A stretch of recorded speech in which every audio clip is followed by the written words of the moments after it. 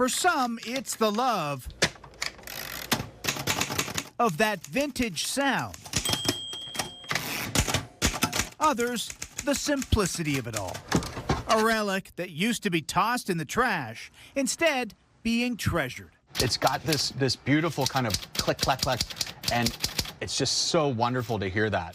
Chris Edmondson runs an actual typewriter shop, what in the 21st century may seem surprising. They're, in a way, industrial art. He says business has never been better. When we first started this, we would sort of be excited and happy to sell maybe one every couple weeks. Come in and pick up your typewriter.